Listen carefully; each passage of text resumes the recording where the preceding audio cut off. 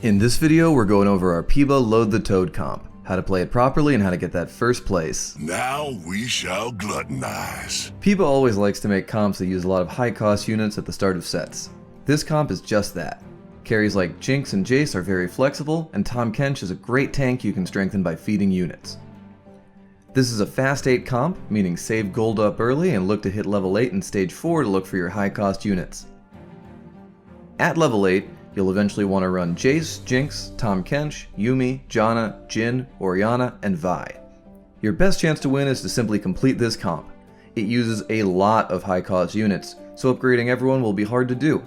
Playing your strongest board, slamming items, and starting with an early win streak are fundamental to getting to the late game with enough resources. Traits like Yordles or Mercenaries can also help, but playing them usually makes it harder to win rounds. Think of them as using an alternative strategy, where you might need to use that bonus gold sooner to stabilize on your way to the endgame. Our options are focused on who to play before finding your carries: Jinx, Jace, and Tahm.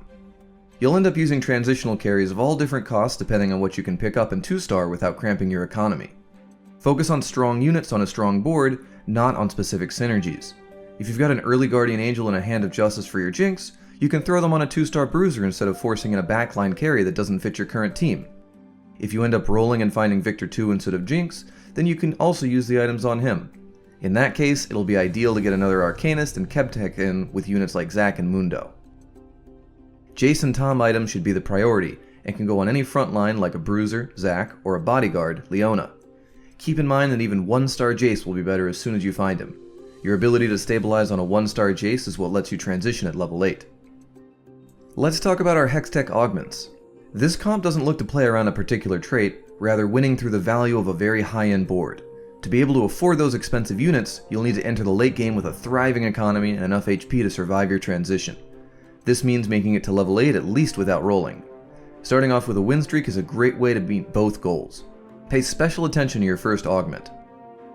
Stand United, Phony Frontline, Pandora's Items, Item Grab Bag, Cybernetic Implants, Sunfire Board, Knife's Edge, Exiles, and Celestial Blessings are some of your best options. All of them will immediately make your board stronger, and most of them will still have a payoff in the late game. Thrill of the Hunt and Binary Airdrops work along these lines as well, but are much more useful as your second augment rather than your first. Economy augments like Wise Spending and Trade Sector will also help you get stronger while keeping your economy up. Rich Get Richer can be extremely helpful, if you're ahead when it's offered to you. Don't get trapped into saving up for 70 gold when you're losing every fight without killing a unit. Your best bet is definitely high-end shopping. The better shop odds give you a way higher chance of 2-starring your 5 costs at level 8. As we move on to our items, let's talk a bit about this comp's philosophy. In order to arrive at the endgame with a strong economy and high health, we have to play very aggressively with our early items. We run multiple carries, and they use flexible items. Let me be clear, if you have 4 components on your bench, you are likely making a mistake. You need every advantage you can get to keep your HP up while building economy. Instead of greeting for perfect items, slam them. The sooner you get to a strong board with Tahm Kench, the sooner he'll start spitting out more components for you. Now let's get into it, starting with Jinx. Jinx is possibly the premier hyper carry of set 6. She does a huge burst of explosive damage, then closes out the fight with sustained high DPS. Her best item combination is definitely Jeweled Gauntlet and Infinity Edge, and it's great if you end up with those. However, part of her appeal is that she works with almost any carry item. She loves AP, she likes AD.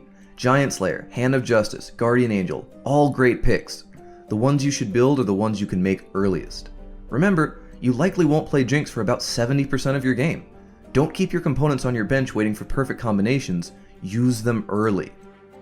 Jace and Tahm Kench are your secondary carries, and both use defensive items very well.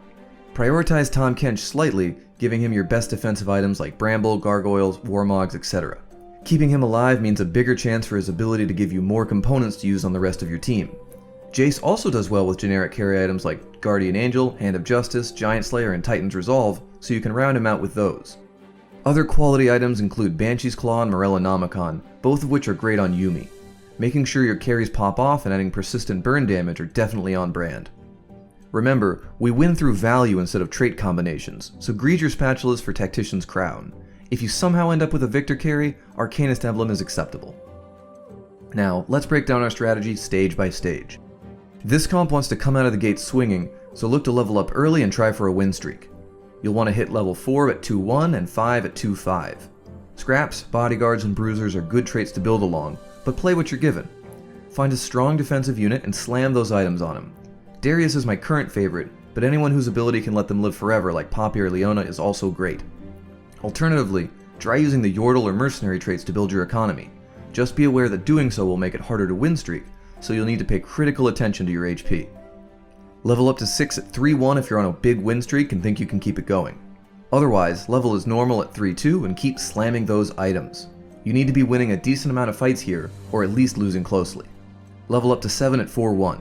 If you're bleeding out, you'll likely need to roll down and possibly settle for a 4-cost carry comp. Otherwise, hold the line. Level up to 8 at 4-5 or 4-3 depending on your gold and win streak. It's normal to start losing more rounds in stage 4, but any you can win is a huge bonus. At 5-1, roll and try to find some 5-cost to stabilize your team. If you haven't been able to win streak, you might need to go all in. If you have more gold and are still winning, you can save up and get to level 9 where it's much easier to 2-star your Jinx and Jace. This decision requires you to understand your own board strength relative to the rest of the lobby. You'll want to scout opponents' boards during the creep round to make up your mind. We position our tanks in front with Janna just behind them so she can heal the whole team and knock enemies away. Ranged units go in the back, split on both sides to avoid getting nuked by assassins. Jinx will jump into the enemies with her ability, so having Yuumi on Jinx is not a bad idea. Here's an example of an early Mercenary start, or an early Yordle start. That'll give you everything you need to know to win with our Peeba Load the Toad comp. You can follow along with this guide in-game with our TFT overlay, so make sure you download that and bring it with you into your next game. And don't forget to feed Tahm Kench.